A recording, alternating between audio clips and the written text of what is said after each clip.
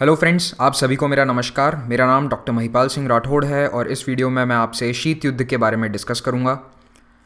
शुरू करने से पहले बता दूं कि स्टडी आईक्यू के पेन ड्राइव और टैबलेट कोर्सेज जो कि बैंक और एसएससी एग्ज़ाम्स के लिए अवेलेबल हैं, उनके बारे में ज़्यादा जानकारी और उन्हें ऑर्डर करने के लिए आप जा सकते हैं www.studiiq.in पर, या फिर इस नंबर पर कॉल करके भी आप जानकारी प्राप्त कर सकते हैं।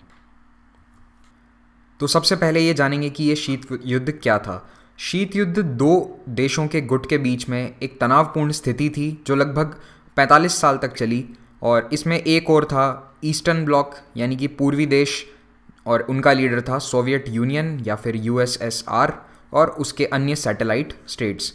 दूसरी तरफ थे पश्चिमी देश वेस्टर्न ब्लॉक, जिनका मुख्य देश था यूनाइटेड स्टेट्स यूएसए और उसके नेटो एलाइज। इस मैप में आप रफली देख सकते हैं, ये ब्लू कलर के जो कंट्रीज़ हैं यूएसए प्लस ये जो ब्लू कलर कंट्री हैं जैसे कि UK, France, Luxembourg, Spain, Italy, West Germany, ये सभी मुख्य नेटो एलाइज थे और ये वेस्टर्न ब्लॉक में थे। दूसरी ओर है ईस्टर्न ब्लॉक जिसमें सोवियत यूनियन और Poland, Czechoslovakia, Hungary, Romania, Bulgaria, ये सब देश थे, और ईस्ट जर्मनी। कोल्ड वॉर 1947 से 1991 तक चला। कुछ हिस्टोरियंस इस डेट को 1989 भी मानते हैं। दूसरों का मानना है कि इसकी कोई फिक्स डेट नहीं है। एक्चुअली में इसकी कोई फिक्स डेट नहीं है कि इस दिन कोल्ड वॉर समाप्त हो गया। इसे हम कहते हैं कि ये एक समय काल था या फिर एक ईरा था। इसकी कोई फिक्स डेट नहीं है, ना शुरू होने की ना एंड होने की। एक्चुअली में 47 भी कोई फिक्स ऐसी कोई तारीख या साल नहीं है, ठीक है। ईरा से मुझे याद आया, आप लोग मुझे ये बताइए कमेंट्स में, एक नई किताब आई है एन ईरा ऑफ डार्कनेस। ये किस ऑथर ने लिखी है? बहुत ही फेमस पर्सनालिटी हैं जिन्होंने ये किताब लिखी है। कमेंट्स में बताइए किसने लिखी है।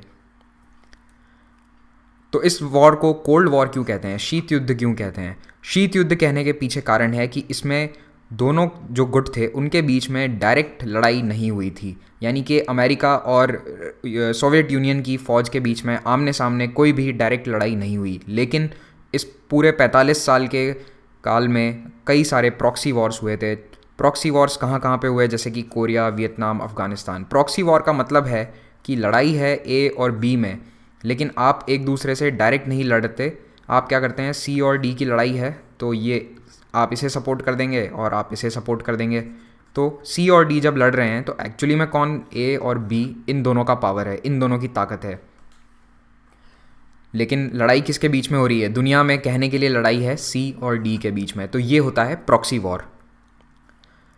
इसके बाद हम इस कोल्ड वॉर के कुछ और कैरेक्टरिस्टिक्स जानेंगे कि क्या इसकी खासियत थी। तो पहला है आइडियोलॉजिकल डिफरेंसेस। एक ओर थे अमेरिका जिसकी कैपिटलिस्ट इकोनॉमी और दूसरी ओर सोवियत यूनियन जिसकी कम्युनिस्ट इकोनॉमी और कम्युनिस्ट सोच। ये एक बहुत बड़ा आइडियोलॉजिकल डिफरेंस था, कैपिटलिज्म और कम्युनिज्म। दूसरा पॉलिटिकल डिस्ट्रस्ट, यानी कि कोई भी देश एक दूसरे पे आसानी से भरोसा नहीं करता था। हर कोई ये सोचता था कि ये कम्युनिज्म के इन्फ्लुएंस में है, और कई बार जब शांति वार्ता करने की कोशिश करी गई तब भी बहुत डिस्ट्रेस था। ये मीटिंग्स ज़्यादातर सक्सेसफुल नहीं हो पाई। तीसरा आर्म्स रेस, यानी कि हथियारों को लेकर एक दूसरे में होड़ मची हुई थी। अमेरिका और सोवियत यूनियन ने अपनी इकोनॉमी का बहुत बड़ा हिस्सा अपने मिलिट्री पे खर्च किया, और दुनिया में सबसे ज़्यादा हथियार इस काल में बनाए गए। फिर है एस्पियोनाज, यानी कि जासूसी। तो दोनों गुट एक दूसरे की जासूसी की भरसक कोशिश करते थे। बहुत सारी फेमस स्टोरीज़ जासूसी की कोल्ड वॉर के समय से आपने कभी ना कभी मूवीज़ में देखी होंगी। जैसे कि जेम्स बॉन्ड की जो मूवीज़ हैं उनमें ज़्यादातर वक्त, पुरानी जेम्स बॉन्ड की मूवीज़ में जेम्स बॉन्ड ज़्यादातर हमेशा सोवियत यूनियन के खिलाफ ही कोई ना कोई मिशन पे जाता है। फिर हम साइकोलॉजिकल वॉरफेयर देखेंगे, यानी कि दोनों देश कोशिश करते थे कि दुनिया में उनके प्रति एक पॉजिटिव सोच बने और दूसरे के प्रति नेगेटिव। तो जैसे अमेरिका कहता था कि सोवियत यूनियन एक ईविल एम्पायर है, ईविल मतलब यानी कि शैतान का साम्राज्य है। इस तरह की बातें होती थी। फिर ब्रिंकमैनशिप। ब्रिंकमैनशिप का मतलब है कि अगर कोई लड़ाई होने वाली है तो आप उस स्थिति को, जैसे कोई तनावपूर्ण स्थिति को आप लड़ाई तक ले जाएं और उसके बाद आप पीछे हट जाएं। तो ऐसा करना दुनिया के लिए ख़तरनाक था। ऐसा क्यूबन मिसाइल क्राइसिस में हुआ जब दुनिया ऑलमोस्ट न्यूक्लियर हमले के पास में पहुंच गई थी, लेकिन फाइनल एकदम ऐन वक्त पे दोनों नेताओं ने अपने अपने हथियार वापस पीछे बुला लिए, अपने जहाज़ों को पीछे बुला लिया और दुनिया न्यूक्लियर वॉर से बच गई। तो ऐसा कई बार हुआ। तो ये ब्रिंकमैनशिप बहुत ख़तरनाक है।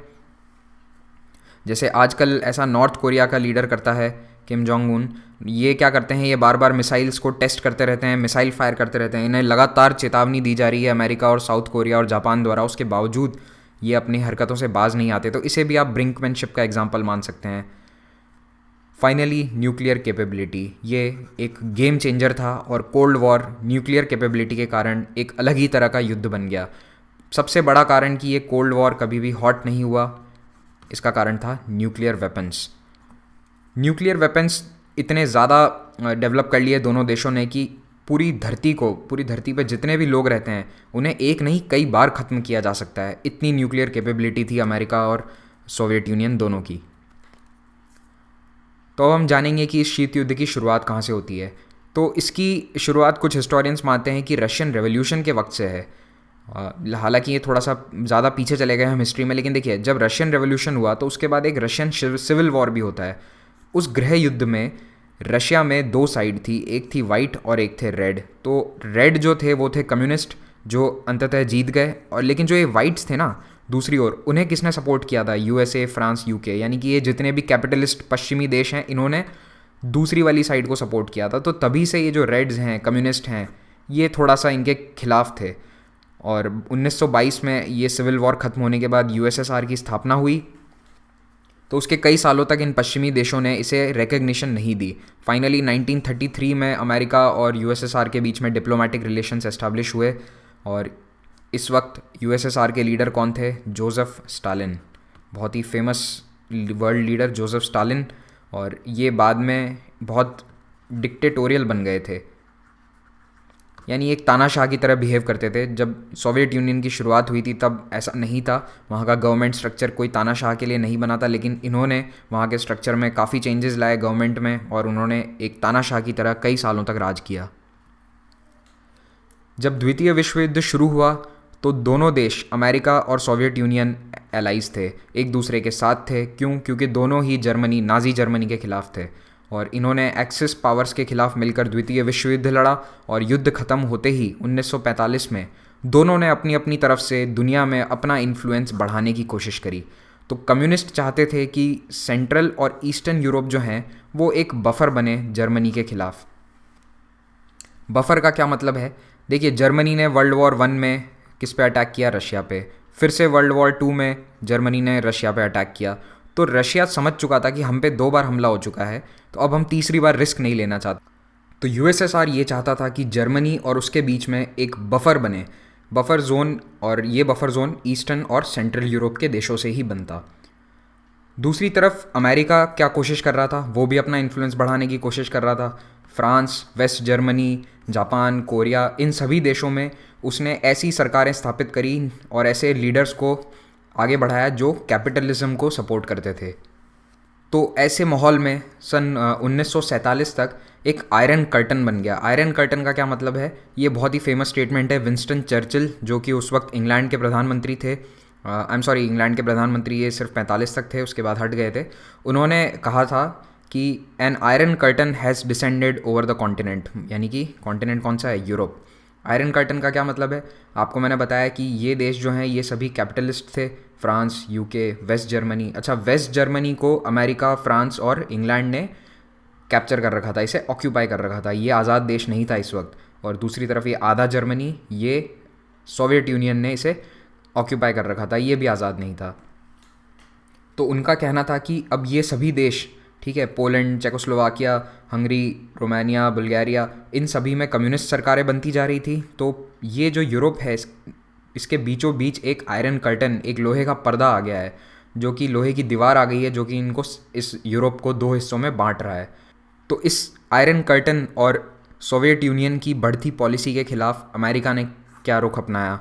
तो अमेरिका की 2-3 पॉलिसीज़ थी। पहला, उनके उस वक्त जो प्रेसिडेंट थे हैरी एस ट्रूमैन, उन्होंने एक पॉलिसी दी, उसका नाम था कंटेनमेंट पॉलिसी। कंटेनमेंट का मतलब है कि आप इसे कंटेन कीजिए, आप इसे रोकिए, यानी कि देखिए ये यहाँ से आगे ना बढ़ जाए, फ्रांस कम्युनिस्ट ना हो जाए और ये इटली कम्युनिस्ट ना हो जाए, इसके लिए हमें इसे कंटेन करना होगा, इसे यहीं पे रोकना होगा। ये है कंटेनमेंट पॉलिसी, यानी कि आप किसी चीज़ को कंटेन कर देते हैं अगर, ठीक है, इसे आगे नहीं बढ़ने देते हैं।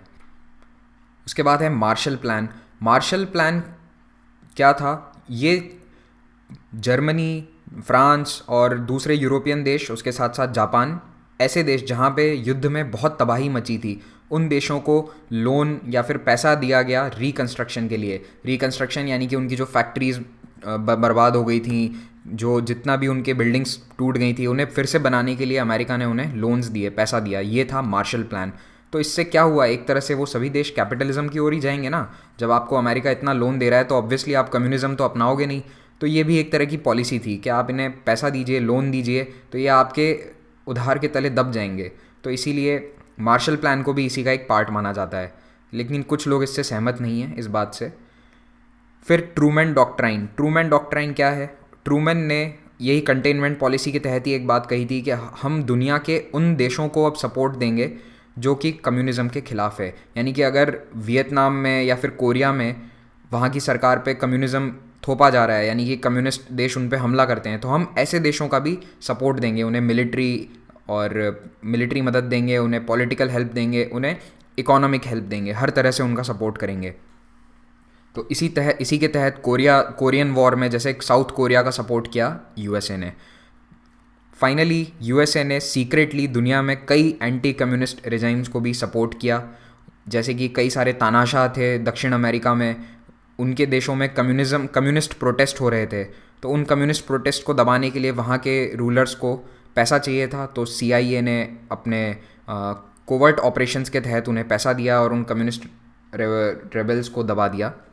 इस मैप में आप देखेंगे कंटेनमेंट पॉलिसी कैसे काम करती थी। तो यूएसए का मानना था कि इस लाइन के अंडर में हमें कम्युनिज़्म को कंटेन करना होगा। देखिए यहाँ पे सोवियत यूनियन कम्युनिस्ट है, चाइना कम्युनिस्ट है, ये सभी देश कम्युनिस्ट हैं पूर्वी यूरोप के।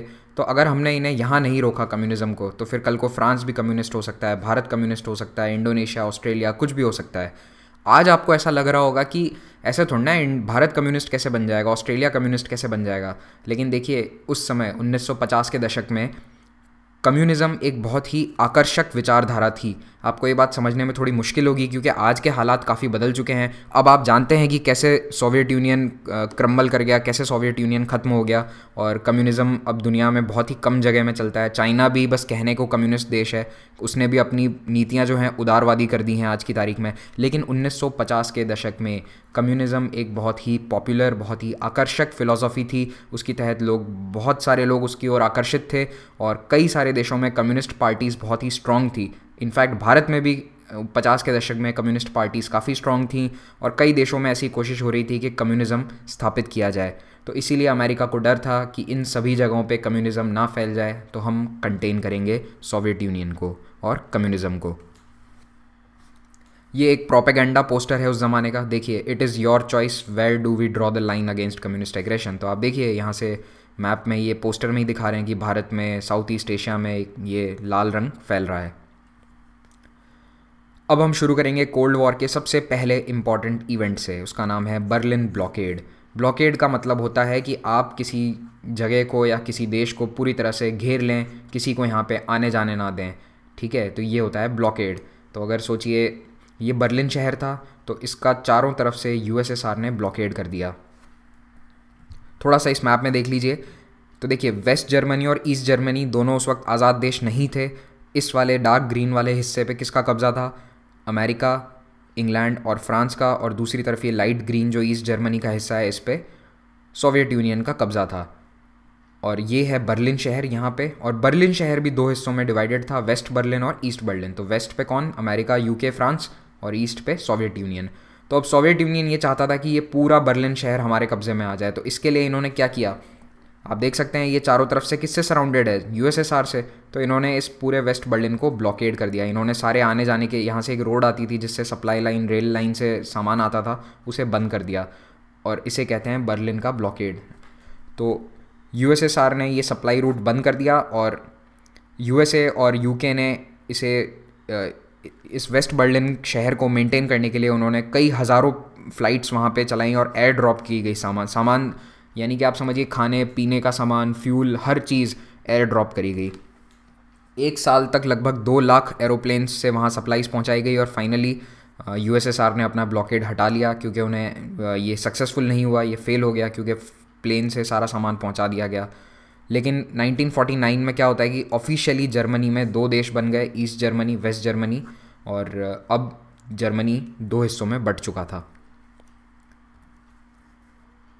फिर हम बात करेंगे 1949 में। तो देखिए 40 इसमें बर्लिन ब्लॉकेड 48 में हुआ था, 1948 में शुरू हुआ था। तो 1949 में इस बर्लिन ब्लॉकेड की घटना के बाद में अमेरिका काफ़ी सचेत हो गया, उसे लगा कि हमें कुछ करना पड़ेगा, तो उन्होंने नेटो की स्थापना करी। नेटो यानी कि नॉर्थ अटलांटिक ट्रीटी ऑर्गेनाइजेशन। इसमें उसके कई सारे मित्र राष्ट्र थे, जैसे कि यूरोपियन देश, फ्रांस, इंग्लैंड, बेल्जियम और नॉर्वे, इन सभी ने मिलकर नेटो की स्थापना करी। ये मुख्यतः एक मिलिट्री ऑर्गेनाइजेशन था जिसका काम था यूरोप में यूएसएसआर को आगे बढ़ने से रोकना।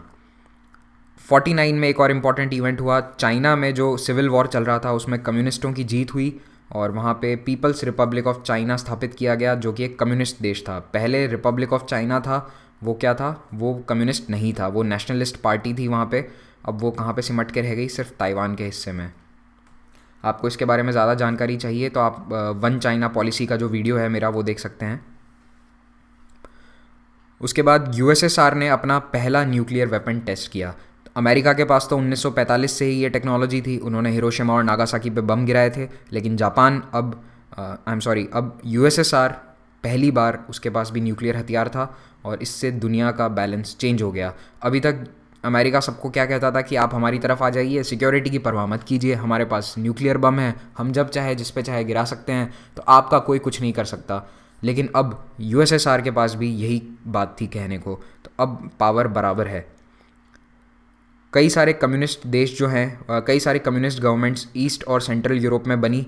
मैंने आपको बताया था कि उस एरिया में यूएसएसआर का कब्ज़ा था। पोलैंड, हंगरी, रोमानिया, बल्गारिया और इन सभी देशों में धीरे धीरे उन्होंने अपनी फेवर की गवर्नमेंट सेटअप कर दी बाय 1949। तो 1950 आते आते एक चीज़ बिल्कुल साफ़ हो चुकी थी पूरी दुनिया को कि ये एक लड़ाई चल रही है। जो दो देश 5 साल पहले तक लड़ाई में एक ही ओर थे, जिन्होंने द्वितीय विश्व युद्ध में एक साथ मिलकर जर्मनी और जापान को हराया था, अब वो दोनों खुद ही आपस में लड़ रहे हैं। और ये लड़ाई एक बहुत बड़े स्तर पर लड़ी जा रही है और मेनली एक आइडियोलॉजिकल वॉर भी है। किसके बीच में? कैपिटलिज्म, कंज्यूमरिज्म और डेमोक्रेसी, और दूसरी ओर कम्युनिज्म, सोशलिज्म या फिर टोटलिटेरियनिज्म। यानी कि जैसे स्टालिन जो है वो टोटलिटेरियन स्टेट चलाते थे, तानाशाह थे। तो इन दोनों के बीच में एक बहुत बड़ा ये आइडियोलॉजिकल वॉर है। फिर हम बात करेंगे न्यूक्लियर एंगल की। तो देखिए, मानवता के इतिहास में पहली बार ऐसा हुआ कि हमारे पास एक ऐसा हथियार है जो पूरी धरती को ख़त्म कर सकता है। अभी तक किसी के पास सबसे बड़े हथियार क्या होते थे कि भाई एरोप्लेन से एक नॉर्मल सा बम गिरा दिया, उसमें कितने लोग आप मार सकते हैं, 100, 200, 500, 1000। लेकिन अब आपके पास न्यूक्लियर वेपन है, दोनों देशों के पास, यूएसए और यूएसएसआर के पास। ये पहले तो एक डेटरेंट का काम करते थे। डेटरेंट यानी कोई ऐसी चीज़ जो आप पे किसी और देश को हमला करने से रोके। जब आपके पास न्यूक्लियर हथियार है तो कोई भी दूसरा देश आप पे हमला करने से पहले 10 बार सोचेगा, क्योंकि उसे पता है कि आपको अपनी फ़ौज नहीं भेजनी है, आपको सिर्फ चुपचाप एक न्यूक्लियर बम गिरा देना है। तो ये एक बहुत बड़ा डेटरेंट था और यही कारण था कि कोल्ड वॉर कभी हॉट नहीं हुआ। फिर एनाइलेशन का मतलब है कि पहली बार ऐसा हथियार जो कि पूरी मानव रेस को, ह्यूमन रेस को ख़त्म कर सकता है।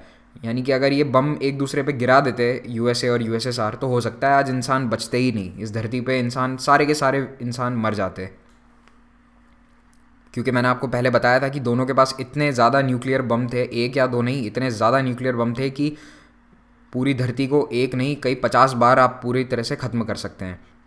फाइनली बैलिस्टिक मिसाइल्स का डेवलपमेंट, ये भी एक बहुत इंपॉर्टेंट चीज़ थी। पहले न्यूक्लियर बम कैसे गिराए जाते थे? प्लेन से। आपको बता दूं कि हिरोशिमा और नागासाकी में जो बम है वो एक प्लेन में लोग उठा के लेके गए थे, वो प्लेन हिरोशिमा के ऊपर उड़ के गया था और उस प्लेन से सीधा वो बम नीचे फेंक दिया था। इतना सिंपल प्रोसेस था। लेकिन अब ऐसा पॉसिबल नहीं है। अब आप प्लेन लेके यूएसएसआर के ऊपर अमेरिका थोड़ा ना जा सकता है, तो उन्होंने बैलिस्टिक मिसाइल डेवलप करी। बैलिस्टिक मिसाइल का मतलब है अब आपको यहाँ बैठे बैठे ये वाला शहर तबाह करना है, तो आप यहाँ से अपनी बैलिस्टिक मिसाइल लॉन्च करिए और वो जाएगी और इस शहर पे सीधा गिरा देगी बम। और इन बैलिस्टिक मिसाइल्स की रेंज कितनी थी? कई हज़ार किलोमीटर। तो इनके डेवलपमेंट से ICBMs बनी, इंटर कॉन्टिनेंटल बैलिस्टिक मिसाइल, जिन पे अब न्यूक्लियर वॉरहेड आप लगा सकते हैं। तो इससे क्या तय हो गया? Mutually assured destruction. कैसे? देखिए, पहले ऐसा था कि अगर अमेरिका, ये सोचिए अमेरिका है और ये सोचिए यूएसएसआर है, तो अगर अमेरिका यहाँ से हमला करता है तो यूएसएसआर का एक शहर तबाह होगा, लेकिन यूएसएसआर ने अपने न्यूक्लियर हथियार कहाँ कहाँ पे रख रखे हैं, कम से कम 10 अलग अलग जगहों पे। तो वो यहाँ से अमेरिका पे हमला कर देंगे दूसरी जगहों से। तो मतलब अमेरिका का भी डिस्ट्रॉय होना, बर्बाद होना तय है। इसे कहते हैं mad policy, mutually assured destruction. मतलब हम तो जाएंगे ही जाएंगे, लेकिन आपको भी लेकर डूबेंगे। तो अब हम आते हैं कोरियन वॉर पे। ये भी एक बहुत शुरुआत में इंपॉर्टेंट इवेंट था कोल्ड वॉर का। ये सबसे पहला प्रॉक्सी वॉर था इन दोनों देशों के बीच में। जब वर्ल्ड वॉर 2 ख़त्म हुआ तो कोरिया पे उत्तर की ओर से यूएसएसआर ने कब्ज़ा कर लिया था, ये यूएसएसआर है, और यहाँ से दक्षिण से अमेरिका की फ़ौज आ गई थी और उसने इस एरिया पे कब्ज़ा कर लिया था। 38 पैरेलल इन दोनों के बीच में एक बॉर्डर था। बाद में ये दोनों एक अलग देश बन गए, नॉर्थ कोरिया और साउथ कोरिया, बिल्कुल उसी तरह जैसे ईस्ट जर्मनी और वेस्ट जर्मनी 2 अलग देश बन गए, और इन दोनों के बीच में लड़ाई छिड़ गई 1950 में। नॉर्थ कोरिया था कम्युनिस्ट, साउथ कोरिया था कैपिटलिस्ट और अमेरिका के फेवर में। ये लड़ाई जो है इसमें स्टेलमेट हो गया, यानी कि किसी की जीत नहीं हुई। फिर से बॉर्डर वही रहा, 38 पैरेलल पे आकर दोनों की सेनाएं रुक गई, और फिर उसके बाद एक सीज़ फायर एग्रीमेंट साइन हुआ, और दोनों की सेनाएं आज भी उसी जगह पे बैठी हैं 38 पैरेलल के आसपास। बॉर्डर बिल्कुल 38 पैरेलल नहीं है, थोड़ा सा चेंज हो चुका है, हल्का सा इस तरह से है। तो इस कोरियन वॉर के बाद एक डोमिनो थियरी शुरू होती है। अमेरिका के पॉलिसी मेकर्स बोलते हैं कि देखिए, एशिया में धीरे धीरे सभी देश कम्युनिज्म की ओर जा रहे हैं। सबसे पहले 49 में देखिए चाइना में कम्युनिस्ट सरकार आ गई, फिर कोरिया में आ गई, फिर वियतनाम में भी उधर कम्युनिस्ट सरकार उत्तरी वियतनाम में बन चुकी थी 1954 में, और लाओस में भी। तो उनका ये मानना था कि ये डोमिनो है, कि अगर ये एक गिरा तो ये धीरे धीरे सब गिरेंगे। तो उन्हें ये डर था कि Cambodia, Thailand, Malaysia, Indonesia, Burma, India, Australia, ये सभी कम्युनिस्ट बन जाएंगे। तो अगर हमने इस डोमिनो इफेक्ट को रोकना है तो हमें कहीं ना कहीं पे कंटेनमेंट करना होगा, हमें किसी एक देश को पकड़ के वहाँ पे प्रॉक्सी वॉर छेड़ना होगा, ताकि ये डोमिनो गिरना रुक जाए। और उन्होंने वो देश कौन सा पकड़ा? वियतनाम। ठीक है, वियतनाम और कोरिया। अब हम आएंगे 1950 के दशक में। तो 50 का दशक जो है, इसमें ये शीत युद्ध बहुत बढ़ गया, एस्केलेशन। ठीक है, सबसे पहले 1953 में जोसेफ स्टालिन की डेथ हो गई, और स्टालिन के जाने के बाद वहाँ पे नए नेता बने निकिता क्रुश्चेव, और यूएसए में भी उस चुनाव हुए, और हैरी एस ट्रूमन की जगह अब राष्ट्रपति थे आइजनहावर। 1955 में सोवियत यूनियन ने एक वॉर्सो पैक्ट का गठन किया। ये नेटो के खिलाफ उन्होंने अपना ऑर्गेनाइजेशन बनाया था। तो अब एक तरफ नेटो है, दूसरी तरफ है वॉर्सो पैक्ट के कंट्री। इन दोनों में देखिए फंडा क्या था? फंडा ये है कि अगर ये 10 देश हैं यहाँ पे, और यहाँ पे भी ये 8-10 देश हैं, तो अगर इस एक देश ने इस पे हमला कर दिया, या इन सब ने मिलकर सिर्फ इस एक पे हमला कर दिया, तो ऐसा नहीं है कि ये अकेला अपनी प्रोटेक्शन करेगा। उस नेटो पैक्ट के तहत इन सभी देशों को मिलके इस देश को बचाना होगा। ठीक है, तो जैसे अगर सोच लीजिए कि कल को अगर Soviet union, Poland, Bulgaria, Romania, ये सभी मिलकर इटली पे हमला कर देते हैं, तो इटली के बचाव के लिए फ्रांस, यूके, अमेरिका, ये सभी आएंगे। ये एग्रीमेंट इस तरह के थे, नेटो और वॉर्सो पैक्ट, बेसिक इनका यही था। फिर 50 के दशक में स्पेस रेस भी शुरू हो गई। स्पेस रेस का मतलब है, जैसे देखिए आर्म्स रेस थी, वैसे ही स्पेस में सबसे पहले कौन जाएगा। सबसे पहला सैटेलाइट स्पुतनिक यूएसएसआर ने भेजा। सबसे पहले इंसान कौन भेजेगा, तो इंसान भी सोवियत यूनियन ने भेजा। लेकिन सबसे पहले चांद पे कौन पहुंचा, तो वो यूएस था। तो इन दोनों के बीच में बहुत बड़े लेवल पे स्पेस रेस थी, और इनिशियली उसमें यूएसएसआर काफ़ी आगे था, लेकिन बाद में अमेरिका ने चांद पे पहुंचकर बाजी मार ली। 1950 के दशक में ही यूएसएसआर ने क्या कोशिश करी कि अफ्रीका, अमेरिका, लैटिन अमेरिका और एशिया के जितने भी कॉलोनियल देश हैं, जहाँ पे जैसे यूके की कॉलोनियल गवर्नमेंट्स हैं या फिर फ्रांस की कॉलोनीज़ हैं, वहाँ पे उसने ऐसे गुटों को समर्थन दिया, ऐसे ऑर्गेनाइजेशंस को सपोर्ट देना शुरू किया जो कि कम्युनिस्ट सरकार बनाना चाहते थे, यानी कि कम्युनिस्ट रेबल्स को उसने सपोर्ट किया। एक उदाहरण के तौर पर वियतनाम, तो वियतनाम में फ्रांस की कॉलोनी थी वियतनाम, और फ्रांस में वहाँ पे जो लड़ाई लड़ रहे थे, जो गुरिल्लास थे, उनका सपोर्ट किया यूएसएसआर ने, और ऐसा ही उन्होंने कई देशों में करा। दूसरी ओर अमेरिका क्या करता था? अमेरिका हालांकि कॉलोनियलिज्म के काफ़ी खिलाफ था, लेकिन यहाँ पे वो दुविधा में पड़ गया है। तो वो कॉलोनियलिज्म के भी खिलाफ, लेकिन वो ये भी नहीं चाहता कि कम्युनिस्ट गुरिल्ला वहाँ पे पावर में आ जाएं। तो उसने क्या करा, ऐसे ऐसे सेना के जनरल्स को, ऐसे अनडेमोक्रेटिक लोगों को अपना सपोर्ट दिया जो कि तानाशाह थे, जो डेमोक्रेसी की कोई परवाह नहीं करते थे। और ऐसा उसने कई देशों में किया। जैसे देखिए ईरान में 1953 में, 1952 में वहाँ चुनाव हुए थे, एक डेमोक्रेटिकली इलेक्टेड सरकार बनी थी, उसको ओवरथ्रो करके उन्होंने एक पुराना शाह था, जो राजा था वहाँ का, उसको फिर से उसने सत्ता दे दी। किसने? अमेरिका ने। इस तरह से इन्होंने कई देशों में किया, ग्वातमाला में, डोमिनिका में, चिली में, ब्राज़ील में। इन सभी देशों में उसने डेमोक्रेसी को सपोर्ट नहीं किया, उसने बस ये कोशिश करी कि कम्युनिज़्म वहाँ पे ना आए, और कम्युनिज़्म ना आए उसके लिए उसने तानाशाहों को अपना सपोर्ट दिया। इसके कारण अमेरिका की पूरी दुनिया में बहुत साख भी गिरी। एक तरफ तो वो अपने आप को डेमोक्रेसी का चैम्पियन मानते थे, लेकिन दूसरी तरफ उन्होंने इस तरह के गवर्नमेंट्स को सपोर्ट दिया जिनका ह्यूमन राइट्स रिकॉर्ड बहुत ही ख़राब था। 1956 में हंगरी में, देखिए हंगरी भी सेंट्रल यूरोप का एक देश है, वहाँ पे भी कम्युनिस्ट सरकार थी। तो हंगरी में स्टूडेंट्स ने एक रेवोल्यूशन किया और ये रेवोल्यूशन सक्सेसफुल भी हो गया था। उन्होंने वहाँ की कम्युनिस्ट सरकार गिरा दी और अपनी सरकार स्थापित कर दी। लेकिन कुछ ही दिन बाद सोवियत यूनियन ने अपनी फ़ौज भेजकर वहाँ पे उस रेवोल्यूशन को पूरी तरह से क्रश कर दिया। और इससे कई लोग सकते में आ गए, क्योंकि पहली बार ऐसा देखा कि एक रेवोल्यूशन पे टैंक्स भेजे जा रहे हैं। और सोवियत यूनियन ने भी ऐसा दूसरे देश में पहली बार किया था। अपने देश में तो वो कर सकते थे, लेकिन दूसरे देश में उन्होंने पहली बार ऐसा किया, और इससे नेटो काफ़ी सचेत हो गया। 1956 में सुएज़ कैनाल क्राइसिस हुआ। सुएज़ कैनाल जो कि इजिप्ट में स्थित है, तो इजिप्ट में होने के बावजूद उस पर इंग्लैंड का कब्ज़ा था, क्योंकि इंग्लैंड ने उसे बनाया था। तो वहाँ के इजिप्ट की गवर्नमेंट ने कोशिश करी कि सुएज़ कैनाल हमारे कब्ज़े में आ जाए, यानी कि उसे नेशनलाइज करने की कोशिश करी। इसके खिलाफ इंग्लैंड, फ्रांस और इज़राइल की आर्मी ने इजिप्ट पे हमला कर दिया। लेकिन यूएसएसआर ने धमकी दी कि हम इजिप्ट को सपोर्ट करेंगे, आप अपनी आर्मीज़ हटा लीजिए। और इसी धमकी के कारण यूएसए ने ये दबाव बनाया, यानी कि अमेरिका ने उन तीनों देशों पे दबाव बनाया कि आप अपनी अपनी आर्मीज़ हटा लो, नहीं तो लड़ाई होगी और ये लड़ाई न्यूक्लियर जा सकती है। और इन तीनों देशों ने अपनी आर्मीज़ हटा ली, और ऐसा इसलिए हुआ क्योंकि यूएसएसआर के पास अब क्या था? Nuclear weapons. फिर उसके बाद 1950 में इंडो चाइना में लड़ाई जो कि पहले चल रही थी वो और ज़्यादा बढ़ गई। इंडो चाइना यानी वियतनाम, लाओस, कंबोडिया, ये वाला जो क्षेत्र है, फ्रांस की कॉलोनीज़ थी हैं। और फ्रांस के ख़िलाफ़ वहाँ के लोकल लोग एक लड़ाई लड़ रहे थे, और उस लड़ाई में उन लोकल लोगों का साथ किसने दिया? उन गुरिल्लास का साथ किसने दिया? कम्युनिस्ट सरकारों ने, चीन और सोवियत यूनियन की कम्युनिस्ट सरकारों ने। और दूसरी तरफ जो साउथ वियतनाम की सरकार थी उसके साथ सपोर्ट में थे अमेरिका। अब जब ये दो गुट बन चुके हैं दुनिया में, तो एक तीसरा गुट उभरा, इसका नाम था नॉन अलाइंड मूवमेंट या नॉन अलाइंड कंट्रीज़। इसके लीडर्स थे भारत, इंडोनेशिया, इजिप्ट और यूगोस्लाविया। यहाँ पे यूगोस्लाविया इसमें कलर्ड नहीं है। तो देखिए ये कंट्रीज़ उस वक्त, ये अभी लेटेस्ट मैप है, इतने सारे देश 1961 में नहीं थे।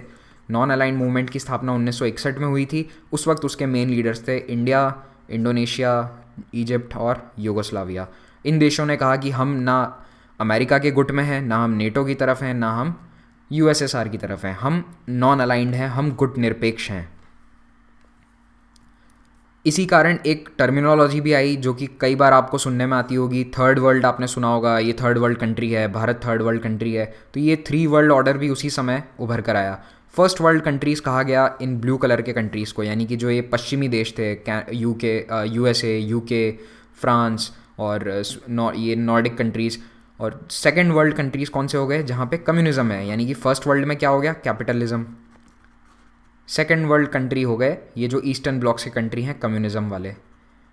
और तीसरे गुट निरपेक्ष देश या फिर जो अलाइंड नहीं है, जिसमें ज़्यादातर अफ्रीका के देश, साउथ एशिया के देश और साउथ अमेरिका के कंट्रीज़ हैं, वो कहलाया थर्ड वर्ल्ड। ठीक है। और हालांकि ये बहुत ही एक जनरल सा क्लासिफिकेशन है, उसकी कोई स्ट्रिक्ट डेफिनेशन नहीं है, लेकिन आपको ये हल्की सी डेफिनेशन मैं दे रहा हूँ। ठीक है। क्योंकि देखिए इसमें पाकिस्तान को भी इसमें कलर्ड है, लेकिन एक्चुअली में पाकिस्तान किसको सपोर्ट करता था? पाकिस्तान तो यूएसए के फेवर में था। पाकिस्तान यूएस को पूरी तरह से सपोर्ट करता था, लेकिन वो इकोनॉमिकली थर्ड वर्ल्ड में है। ठीक है। तो इसकी कुछ डेफिनेशंस इकोनॉमी के बेसिस पे हैं और कुछ डेफिनेशंस इसकी ये अलाइनमेंट के बेसिस पे हैं।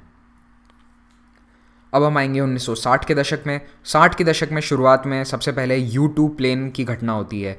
U-2 प्लेन क्या है कि देखिए अमेरिका ने एक जासूसी विमान रशिया के ऊपर उड़ाया था और वो वहाँ पे क्रैश कर गया और उसका पायलट ज़िंदा बचा हुआ था। तो उस पायलट को उन्होंने गिरफ़्तार कर लिया और यूएसएसआर ने क्या कहा कि अमेरिका हमारी जासूसी कर रहा है। और ये प्लेन जो क्रैश हुआ था उसके तुरंत बाद पेरिस में एक समिट होने वाली थी।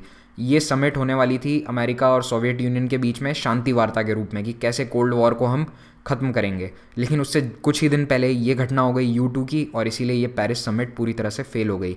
यहाँ पे जो निकिता क्रुश्चेव थे USSR के लीडर, उन्होंने आइजनहोवर से हाथ मिलाने से तक से मना कर दिया। फिर 1961 में बर्लिन वॉल का कंस्ट्रक्शन शुरू होता है। बर्लिन वॉल वेस्ट बर्लिन के चारों ओर बनाई गई, ठीक है, ईस्ट जर्मनी द्वारा।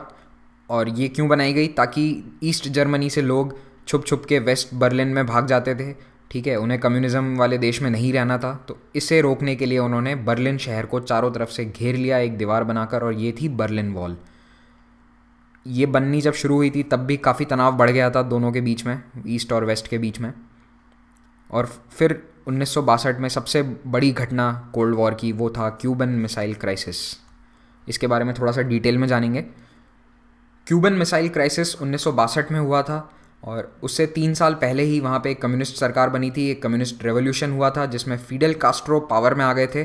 फिडेल कास्ट्रो एक गुरिल्ला फाइटर थे जो कि इस रेवोल्यूशन के बाद वहाँ के राष्ट्रपति बने, और लगभग 50 साल तक उन्होंने क्यूबा पे राज किया। आप देख सकते हैं कि इनकी स्टाइल को आज भी दुनिया के लोग कॉपी करने की कोशिश करते हैं, लेकिन मेरे ख्याल से सक्सेसफुल नहीं होते। तो क्यूबा यहाँ पे इस मैप में देखिए, ये है क्यूबा, अमेरिका के बिल्कुल नज़दीक। तो जब वहाँ पे कम्युनिस्ट सरकार बन गई तो USSR को बहुत फ़ायदा हुआ। क्यों? उन्होंने देखा ये तो हमें बहुत अच्छा मौका मिल गया, अब हम हमारी न्यूक्लियर मिसाइल सीधी यहीं पे लगा देंगे। उससे क्या फ़ायदा होगा? अमेरिका के सारे शहर डायरेक्टली USSR की मिसाइल्स की रेंज में आ गए। तो अब USSR की जब भी मर्ज़ी हो तो वो वाशिंगटन DC पे या न्यूयॉर्क पे या शिकागो पे सीधा मिसाइल का हमला कर सकते हैं। ये USA के लिए नागवार था। उन्होंने कहा आप इन मिसाइलों को हटाइए, और इसके लिए उन्होंने क्यूबा पे दबाव बनाया। क्यूबा को चारों तरफ से ब्लॉकेड कर दिया। क्यूबा में कोई भी जहाज़ आ जा नहीं सकता था, और इस ब्लॉकेड के कारण USSR ने कहा कि अगर आप ये ब्लॉकेड नहीं हटाएंगे तो हम अपनी नेवी भेजेंगे, हम अपने जहाज़ भेजेंगे। उन्होंने भेज भी दिए, और इन दोनों US और सोवियत यूनियन के जहाज़ों के बीच में लड़ाई होने ही वाली थी, लेकिन बिल्कुल ऐन वक्त पे ये लड़ाई टल गई। और ये जब पूरा घटनाक्रम चल रहा था तो बहुत ज़्यादा टेंशन थी पूरी दुनिया में कि न्यूक्लियर वॉर अब छिड़ने ही वाला है। लेकिन ये लड़ाई बिल्कुल ऐन वक्त पे टल गई, और उस वक्त लीडर्स कौन थे? US में थे जॉन F कैनेडी, और यहाँ पे थे निकिता क्रुश्चेव। 1962 में सीनो सोवियत स्प्लिट होता है। सीनो सोवियत यानी कि चाइना और सोवियत यूनियन के बीच में टकरार। उनके अलग होने का कारण ये था, देखिए अलग ऐसे हुए थे कि दोनों को एक दूसरे का सपोर्ट था, लेकिन दोनों ने एक दूसरे की आइडियोलॉजी के कारण एक दूसरे का साथ छोड़ दिया। कारण ये कि माओ का कहना था, माओ जेडोंग जो कि चाइना के लीडर थे, उनका ये कहना था कि सोवियत यूनियन ने जो असली कम्युनिज्म होता है उसे छोड़ दिया है, उन्होंने पॉलिसी अपनी अलग कर दी है। तो ये कुछ आइडियोलॉजिकल रीजंस थे माओ और USSR के बीच में, जिसके कारण दोनों अलग हुए। हालांकि दोनों ने जो जैसे वियतनाम में वो लोग गुरिल्लास को सपोर्ट कर रहे थे तो वहाँ उन्होंने अपना सपोर्ट जारी रखा, ठीक है। लेकिन ये एक बहुत बड़ी घटना थी। अमेरिका को ऐसा लगा कि अब हम इन दोनों देशों के बीच में फूट डाल देंगे और राज कर लेंगे, लेकिन ऐसा हो नहीं पाया। हालांकि उन्होंने बाद में चाइना से अपने संबंध सुधार लिए। 1968 में प्राग स्प्रिंग यानी कि प्राग की जो सरकार थी, प्राग चेकोस्लोवाकिया का कैपिटल था, वहाँ पे जो सरकार थी उसने रिफॉर्म्स लाने की कोशिश करी, लेकिन इस रिफॉर्म्स के खिलाफ भी USSR ने आर्मी भेजी और वहाँ पे फिर से इस प्राग स्प्रिंग को पूरी तरह से क्रश कर दिया। तो आप देखेंगे पहले हंगरी और उसके बाद प्राग, इन दोनों जगहों पे USSR ने पूरी तरह से किसी भी तरह के रेवोल्यूशन को या किसी भी तरह की क्रांति को होने नहीं दिया। वियतनाम वॉर इस वक्त 1960 के दशक में बहुत तेज़ी से बढ़ता गया और बहुत सारे लोग इसमें मारे जा रहे थे, सिविलियंस, अमेरिका के सोल्जर्स और साथ साथ में जो गुरिल्ला फाइटर्स थे उत्तरी वियतनाम के। और इसमें मैंने आपको बताया था नॉर्थ वियतनाम को किसका सपोर्ट हासिल था? USSR और चाइना का, पीपल्स रिपब्लिक ऑफ चाइना। ये दोनों कम्युनिस्ट सरकारें थी और उत्तरी वियतनाम की सरकार भी कम्युनिस्ट थी, इन्हें सपोर्ट कर रहे थे दक्षिण वियतनाम के खिलाफ। और दक्षिण वियतनाम को कौन सपोर्ट कर रहा था? अमेरिका। 1975 में जाके फाइनली नॉर्थ वियतनाम की जीत हुई, दक्षिण की हार हुई, यानी कि अमेरिका ये लड़ाई हार गया। तो ये था 1960 का दशक। अब हम बात करेंगे 70 के दशक में। तो देखिए 70 में ये कोल्ड वॉर का जो तनाव है थोड़ा सा कम हुआ, डी एस्केलेशन। क्यों? पहला कारण US और चाइना के रिलेशंस। 1972 में पहली बार किसी अमेरिकी राष्ट्रपति ने चाइना की यात्रा करी। तो रिचर्ड निक्सन जो उस वक्त यूएस प्रेसिडेंट थे, वो चाइना गए, माओ से मिले और दोनों देशों ने आपसी डिप्लोमेटिक रिलेशन स्थापित किए। अभी तक तो चाइना को रिकग्निशन ही नहीं दी थी अमेरिका ने। अमेरिका बिल्कुल मानता ही नहीं था कि ये चाइना नाम का कोई देश बना है पिछले 20-22 सालों से। लेकिन 72 में उन्होंने रिकग्निशन दे दी, डिप्लोमेटिक रिलेशंस, ट्रेड, आपस में बिजनेस शुरू किया। तो धीरे धीरे दोनों के रिश्ते सुधर गए। हालांकि ऐसा नहीं है कि ये दोनों बिल्कुल बहुत अच्छे घनिष्ठ मित्र बन गए, लेकिन अब आउटराइट दुश्मनी नहीं है, ओपन दुश्मनी नहीं है, ठीक है। फिर अमेरिका और सोवियत यूनियन के बीच में भी एक नई पॉलिसी स्टार्ट हुई जिसे कहते हैं डिटॉन्ट। मेरा फ्रेंच प्रोनाउंसिएशन इतना अच्छा नहीं है, तो कोई अगर फ्रेंच जानता हो तो माफ़ कीजिएगा, लेकिन मैं तो इस शब्द को ऐसे ही बोलता हूँ, डिटॉन्ट। डिटॉन्ट का क्या मतलब है? कोऑपरेशन। यानी कि पहले जहाँ आपके बीच में लड़ाई थी, आप एक दूसरे के खिलाफ थे, एग्रेसिव थे, अब आप धीरे धीरे अपनी एग्रेसिवनेस को कम कर रहे हैं। तो ये होता है डिटॉन्ट। डिटॉन्ट में सबसे पहले एक ट्रीटी आई या फिर एक बातचीत शुरू हुई, उसे कहते हैं स्ट्रैटेजिक आर्म्स लिमिटेशन टॉक्स, जिसे कहते हैं सॉल्ट 1, ठीक है। इसमें 2 फेज़ थे, ये पहला है सॉल्ट 1 और सॉल्ट 2 हुआ था 1979 में, जो कि फेल हो गया था क्योंकि इस पर अमेरिका ने साइन नहीं किए। लेकिन सॉल्ट 1 वॉज सक्सेसफुल 1973 में। इसमें क्या तय किया गया? सबसे पहले हम अपने अपने न्यूक्लियर मिसाइल्स कम करेंगे और दूसरी बात, एंटी बैलिस्टिक मिसाइल्स नहीं बनाएंगे या फिर उन्हें कम कर देंगे, ठीक है। तो ये था स्ट्रैटेजिक आर्म्स लिमिटेशन टॉक्स। तो आप ये समझिए कि देखिए, सबसे पहली कोई वार्ता है जो सक्सेसफुल हुई है अमेरिका और सोवियत यूनियन के बीच में। जब से कोल्ड वॉर चल रहा है, लगभग अभी 1973 में 30 साल हो चुके हैं ऑलमोस्ट कोल्ड वॉर को चलते हुए, तो पहली बार कोई वार्ता सफल हुई है, तो इससे तनाव काफ़ी कम हो गया। लेकिन 1979 में क्या होता है कि सोवियत यूनियन ने अफ़गानिस्तान में अपनी सेना भेज दी, क्योंकि वहाँ पे एक नई नई कम्युनिस्ट सरकार बनी थी और उसे सपोर्ट की ज़रूरत थी। तो उसे सपोर्ट करने के लिए उन्होंने अपनी आर्मी भेज दी और अमेरिका इससे बहुत नाराज़ हो गया। उसे लगा कि सोवियत यूनियन फिर से अपनी पुरानी नीतियों पे आ गया है, यानी कि क्या, एक्सपांशन। वो फिर से अपने कदम बढ़ा रहा है दक्षिण एशिया की तरफ, अफ़गानिस्तान, पाकिस्तान, भारत इस ओर बढ़ रहा है। तो अमेरिका ने क्या किया? अमेरिका ने वहाँ पे जो रेबेल्स थे उनको सपोर्ट किया। रेबेल कौन थे वहाँ पे? मुजाहिदीन, ठीक है। ये उस कम्युनिस्ट सरकार के ख़िलाफ़ थे और ये मुजाहिदीन, इन्हें अमेरिका ने हथियारों से, पैसों से, हर तरह से मदद करी। और इसमें सबसे बड़ा सपोर्ट किसका था? पाकिस्तान का, क्योंकि अफ़गानिस्तान का पड़ोसी देश कौन सा है? पाकिस्तान।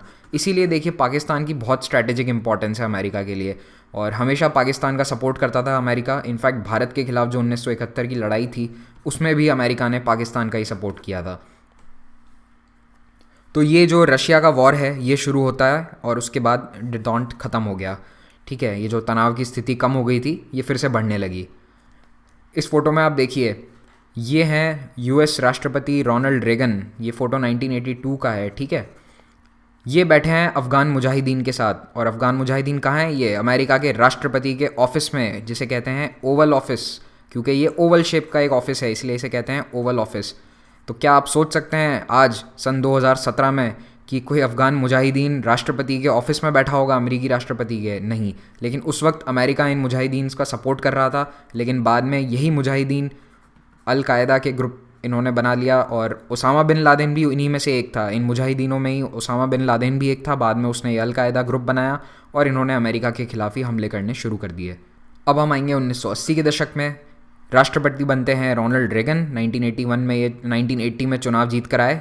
1980 में मॉस्को में ओलंपिक्स हुए थे। इस ओलंपिक्स का बॉयकॉट किया अमेरिका ने और सारे पश्चिमी देशों ने, ठीक है। मैंने आपको बताया ही था 79 में फिर से तनाव बढ़ने लगा था और इसी के तहत उन्होंने 80 के मॉस्को ओलंपिक्स का बॉयकॉट कर दिया। और बदले में 1984 में जब लॉस एंजलिस में ओलंपिक्स हुए तब यूएसएसआर ने और उसके जितने भी वॉर्सो पैक्ट के कंट्रीज़ हैं उन्होंने इस 84 ओलंपिक्स का बॉयकॉट कर दिया। रोनाल्ड रेगन जैसे ही राष्ट्रपति बने उन्होंने मिलिट्री स्पेंडिंग बहुत बढ़ा दी। उन्होंने सेना पे, हथियारों पे जो पैसा खर्च होता है सरकार का उसे काफ़ी बढ़ा दिया और बहुत सारी नई नई मिसाइल्स बनानी शुरू कर दी। और यूएसएसआर इसका मुकाबला नहीं कर पाया क्योंकि उनकी इकोनॉमी अभी तक काफ़ी कमज़ोर हो गई थी। और रोनाल्ड रेगन ने एक और बहुत ही महत्वाकांक्षी योजना शुरू करी, वो थी स्ट्रैटेजिक डिफेंस इनिशिएटिव।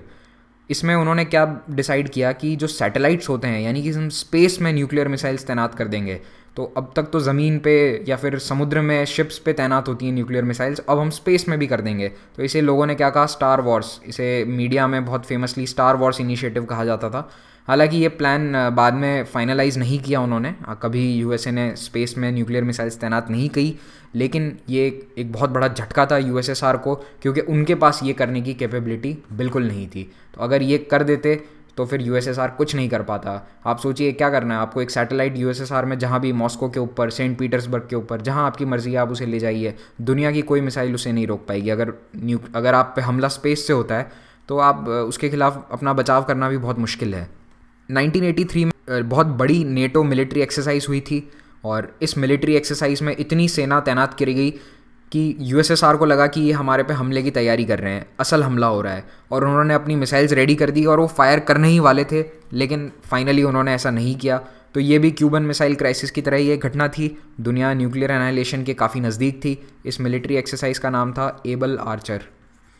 ये नेटो मिलिट्री एक्सरसाइज थी यूरोप में।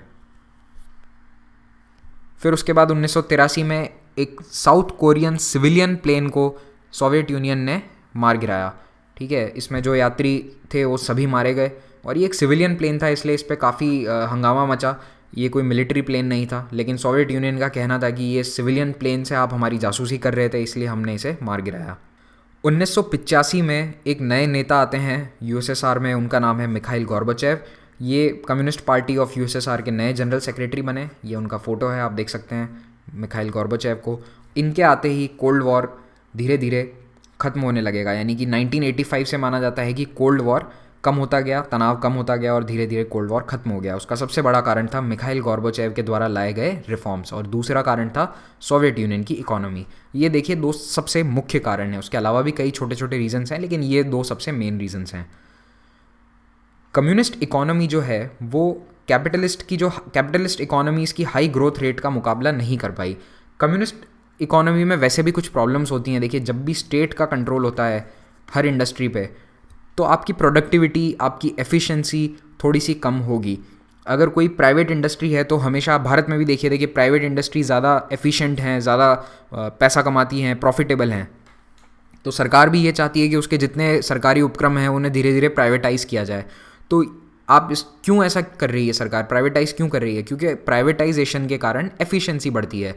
तो ये प्रॉब्लम थी सबसे बड़ी कम्युनिस्ट इकोनॉमी में, और रशिया ने कभी अपने सरकारी उपक्रमों को प्राइवेटाइज नहीं किया। उन्होंने पूरे 70 सालों तक सारा बड़े बड़े इंडस्ट्रीज़ को सरकारी कंट्रोल में ही रखा। तो धीरे धीरे उनकी इकोनॉमी गिरती गई, उनकी ग्रोथ रेट जो है वो काफ़ी नीचे आ गई, और दूसरी ओर अमेरिका की ग्रोथ रेट्स बढ़ती जा रही थी। तो इसीलिए वो देखिए मिसाइल्स भी ज़्यादा बना पाए, मिसाइल्स, आर्मी, हर तरह से उनका एक्सपेंडिचर ज़्यादा था। और फाइनली लेकिन गॉर्बाचेव के रिफॉर्म्स ने इस कोल्ड वॉर को ख़त्म किया। तो आप ये देखिए, गॉर्बाचेव ने ग्लासनोस्ट और पेरिस्ट्रॉयका के रिफॉर्म्स लाए। मैं आपको बताऊंगा अगली स्लाइड में क्या है। तो आप ये बताइए कि ये गॉर्बाचेव रिफॉर्म्स क्यों लाए? क्या वो कोल्ड वॉर को ख़त्म करना चाहते थे? क्या वो ये चाहते थे कि यूएसएसआर की हार हो जाए कोल्ड वॉर में और अमेरिका जीत जाए? जी नहीं, ऐसा बिल्कुल नहीं है। गॉर्बाचेव रिफॉर्म्स इसीलिए लेकर आए क्योंकि वो चाहते थे कि कम्युनिज़्म और जो कम्युनिस्ट इकोनॉमी है जो गिर रही है उसमें फिर से हम एक नई ऊर्जा लाएं, उसे ऊपर उठाएं और एक नया तरीके का कम्युनिज़्म हम शुरू करें। और रिफॉर्म्स के कारण हमारी इकोनॉमी जब बढ़ेगी तब ऑटोमेटिकली हम ज़्यादा पावरफुल हो जाएंगे। ऐसी सोच थी गॉर्बाचेव की। हुआ इसका उल्टा। गॉर्बाचेव के रिफॉर्म्स तो सक्सेसफुल हुए, लेकिन यूएसएसआर को ऊपर उठाने में नहीं, यूएसएसआर को तोड़ने में। पहले देखेंगे ग्लासनोस्ट। ग्लासनोस्ट का मतलब होता है ओपननेस, इससे याद रखिएगा। ग्लास, और ग्लास क्या होता है? पारदर्शी होता है। तो ये है ग्लासनोस्ट। इसमें देखिए कुछ पॉलिसीज़ चेंज करी गई सरकार की, जैसे फ्रीडम ऑफ स्पीच पहले नहीं था, अब दे दिया गया। मीडिया सेंसरशिप कम कर दी गई। पहले अमेरिका से कोई भी न्यूज़ या दुनिया की कोई भी न्यूज़ ऐसे ही आप सोवियत यूनियन में नहीं छाप सकते थे, आपको सरकार की परमिशन लेनी पड़ती थी। लेकिन अब धीरे धीरे वहाँ के बाहर की न्यूज़ आने लगी, गाने, मूवीज़, ये सभी वहाँ पे प्रदर्शित होने लगे। तो इसके कारण वहाँ के जो सिविल सोसाइटी है उसमें काफ़ी बदलाव आए। दूसरा, उन्होंने पुराने रिकॉर्ड्स को डीक्लासीफाई कर दिया। सोवियत यूनियन के जो पुराने 70 सालों के रिकॉर्ड्स थे वो पहले पूरी तरह से क्लासीफाइड थे, उसे कोई मीडिया या फिर कोई अखबार वाला नहीं जाके उठा सकता था, कोई आरटीआई एक्ट नहीं था वहाँ पे। लेकिन कुछ कुछ बदलाव किए गए, ठीक है। फिर पेरेस्ट्रॉयका। पेरेस्ट्रॉयका का मतलब है रीस्ट्रक्चरिंग या फिर रिफॉर्मेशन। तो इसमें क्या था? पॉलिटिकल और इकोनॉमिक स्ट्रक्चर को रिफॉर्म किया गया। पॉलिटिकल को कैसे? चुनाव शुरू करे गए। चुनाव का मतलब ये नहीं है कि वहाँ पे 2-3 पार्टियाँ बन गई, जी नहीं, पार्टी अभी भी एक ही है, कम्युनिस्ट पार्टी वहाँ की। लेकिन कम्युनिस्ट पार्टी में पहले क्या होता था कि अगर कोई उस सोवियत का देखिए, सोवियत का मतलब होता है कोई कम्युनिटी या काउंसिल, ठीक है, सोवियत का मतलब होता है काउंसिल, सिंपल सी बात है। तो हर गांव की, हर शहर की एक अलग सोवियत होती है, अलग काउंसिल होती है। पहले उसके जो मेंबर्स होते थे वो सीधे सीधे कौन चुनता था, जो हायर अथॉरिटीज़ हैं या फिर हाई कमान है, हाई कमान बता देती थी कि इस शहर में ये सोवियत का मेंबर होगा। लेकिन अब मिखाइल गोर्बाचेव ने ये बदलाव किया कि भाई कम्युनिस्ट पार्टी के ही जो अलग अलग मेंबर्स हैं उनके बीच में चुनाव होगा, जिसको ज़्यादा वोट मिलेंगे वो इस काउंसिल का मेंबर बनेगा। तो इस तरह के छोटे से बदलाव हैं, लेकिन ये बहुत इंपॉर्टेंट बदलाव था। फिर फॉरेन इन्वेस्टमेंट अलाउ किया, कुछ प्राइवेटली ओन्ड बिजनेसेस अलाउ किए। जैसे मैंने आपको बताया कि पहले कम्युनिस्ट सरकार में सारे बिजनेस, सारी इंडस्ट्रीज सरकारी होती थी, लेकिन अब इन्होंने इसे चेंज किया। ये ग्लासनोस्त और पेरेस्ट्रॉयका मेंस पॉइंट ऑफ व्यू से बहुत इंपॉर्टेंट है, इन्हें याद रखिएगा, इनका मतलब क्या है, दोनों के अंडर अलग अलग क्या चीज़ें हैं। तो फाइनली इन दोनों पॉलिसीज़ के कारण यूरोप में आयरन कर्टन हट गया। जब ग्लासनोस्त और पेरेस्ट्रॉयका की पॉलिसीज़ आई, तब जो ये दूसरे स्टेट्स थे, देखिए जैसे पोलैंड, हंगरी, रोमेनिया, ये देश हैं, ठीक है, जो वॉर्सो पैक्ट के कंट्रीज़ हैं, जिनमें एक कम्युनिस्ट सरकार चलती है और उसे कंट्रोल कौन करता था, मॉस्को। तो उन सभी देशों में अब इंडिपेंडेंस की डिमांड आई। वहाँ पे ये डिमांड उठी कि कम्युनिस्ट सरकार हटनी चाहिए। लोग वहाँ पे सड़कों पे प्रदर्शन करने लगे। 1989 में लगभग सभी पूर्वी और सेंट्रल यूरोप के जो देश हैं उनमें पीसफुल रेवोल्यूशन हुआ, सिवाय रोमेनिया के। बस रोमेनिया में हिंसा हुई थी और वहाँ पे जो रूलर था निकोलाई चाउशेस्कू, उसको गोली मार दी लोगों ने लाइव टीवी पे। उसके अलावा सभी कंट्रीज़ में सरकार पीसफुली बदल दी गई, कहीं पे ज़्यादा हिंसा नहीं हुई। और एक बदलाव क्या था, पहले जैसे कि प्राग और हंगरी में आपको याद होगा 1956-1968 में यूएसएसआर ने अपनी आर्मी भेज दी थी जहाँ पे भी रेवोल्यूशन हुआ था। अब यूएसएसआर ने कोई आर्मी नहीं भेजी, और जब उन्होंने आर्मी नहीं भेजी तो ये रेवोल्यूशन सक्सेसफुल रहे। 89 में बर्लिन वॉल भी नीचे गिर गई और ईस्ट और वेस्ट जर्मनी 1990 में यूनाइट हो गए। तो इस बर्लिन वॉल के गिरने से और ईस्ट और वेस्ट जर्मनी के यूनाइट होने के वक्त कई लोग कहते हैं कि यहीं पे कोल्ड वॉर ख़त्म हो गया। जॉर्ज बुश सीनियर, जो कि दिसंबर 89 में उस वक्त यूएस प्रेसिडेंट थे, उन्होंने दिसंबर 89 में ये घोषणा करी कि cold war is now over. लेकिन कई लोग इसे 91 भी मानते हैं। क्यों? क्योंकि देखिए 91 में यूएसएसआर डिज़ोल्व हो गया और उसके जो 15 सब नेशनल सोवियट्स थे वो सभी इंडिपेंडेंट कंट्रीज़ बन गए, ठीक है। और इस बीच 85 से लेकर 91 तक अमेरिका ने यूएसएसआर से वार्ता शुरू करी। क्यों? क्योंकि गोर्बाचेव के जो रिफॉर्म है उससे अमेरिका काफ़ी खुश था। उनका मानना था कि अब आप बिल्कुल सही दिशा में जा रहे हैं, सही दिशा में कदम बढ़ा रहे हैं। और उन्होंने डी एस्केलेशन की बात करी, न्यूक्लियर वेपन्स को लिमिट करने के लिए एक आपस में डील साइन करी उन्होंने, और फाइनली अफ़गानिस्तान से भी आर्मी हटा ली। तो दोनों के बीच में जो तनाव के कारण थे उन्हें हटा दिया गया। और दिसंबर 91 में यूएसएसआर में खुद में रेवोल्यूशन हुआ और वहाँ पे यूएसएसआर डिज़ोल्व हो जाता है और मिखाइल गोर्बाचेव सत्ता से हट जाते हैं और 26 दिसंबर 1991 को यूएसएसआर डिज़ोल्व हो गया। तो 1991 में कोल्ड वॉर की समाप्ति हुई और अब हम देखेंगे उसका आफ्टरमैथ क्या है, उसके बाद क्या इंपॉर्टेंस है दुनिया में। तो अब दुनिया यूनिपोलर हो चुकी थी, यानी कि पहले क्या थी, बाईपोलर। दुनिया में दो अलग अलग ध्रुव थे, दो पोल्स थे, एक और था यूएसएसआर, दूसरी ओर था यूएसए। अब सिर्फ यूएसए एक महाशक्ति था, उसको चैलेंज करने के लिए दूसरा कोई सुपर पावर नहीं है। रशिया की इकोनॉमी बहुत बुरी तरह से सफ़र करी इसमें, क्योंकि यूएसएसआर जब टूटा तो वहाँ पे बहुत रिसेशन हुआ, वहाँ की इंडस्ट्री पूरी तरह से बदल गई, वहाँ की इकोनॉमी पे उसके बहुत ख़राब इफ़ेक्ट्स हुए। यूगोस्लाविया जैसे जो बॉल्कन स्टेट्स हैं उनमें युद्ध छिड़ गया, जैसे कि 1992 से लेकर 96-7 तक ये लड़ाई चलती रही। सर्बिया, कोसोवो, बॉस्निया, ये सभी यूगोस्लाविया का हिस्सा थे और यूगोस्लाविया के अंदर लड़ाई चलती रही। लोग देखिए, ये मैं क्यों बता रहा हूँ, क्योंकि कई हिस्टोरियंस ने उस वक्त कहा था कि अब दुनिया में कभी लड़ाई नहीं होगी, यानी कि 91 में कोल्ड वॉर ख़त्म हो गया, अब जो जितने देश आज़ाद होने थे हो चुके हैं, अब दुनिया में ना कोई लड़ाई है ना कोई लड़ाई का कारण है। लेकिन ये गलत साबित हुआ। यूगोस्लाविया में लड़ाई चलती रही, उसके बाद इराक में लड़ाई हुई, फिर उसके बाद अफ़गानिस्तान वॉर शुरू हुआ। तो ये बात बिल्कुल गलत है कि अब कोई लड़ाई नहीं होगी और दुनिया बहुत ही सिक्योर है। क्योंकि देखिए अभी भी सारे देशों के पास, बड़े बड़े देशों के पास न्यूक्लियर हथियार हैं और बहुत बड़ा खतरा है कि कभी भी न्यूक्लियर युद्ध छिड़ सकता है। हालांकि इसकी संभावना कोल्ड वॉर के समय से तो बहुत ही कम है, लेकिन फिर भी है। तो ये इंपॉर्टेंस है कोल्ड वॉर की। आपको इससे रिलेटेड अगर कुछ और टॉपिक्स के बारे में डिटेल में जानना है तो आप स्टडी IQ के इन वीडियोस को देख सकते हैं। वाई डिड यूएसएसआर कोलैप्स, फिर नेटो की स्थापना क्यों हुई उसके बारे में, नेटो में आपको नेटो की सारी डिटेल्स आपको मिल जाएगी, कोरियन वॉर की डिटेल्स, वियतनाम वॉर, ये दोनों अलग वीडियोस हैं, और फॉल ऑफ बर्लिन वॉल। तो अगर आपको कोल्ड वॉर से रिलेटेड ही और डिटेल में जानना है तो आप ये वीडियोस भी देखिए। आपको ये वीडियोस हमारी प्लेलिस्ट में मिल जाएंगे, हिस्ट्री की जो प्लेलिस्ट है उसमें। If you like our videos please like, share and subscribe, और अपना फीडबैक देने के लिए आप कमेंट्स में लिख सकते हैं।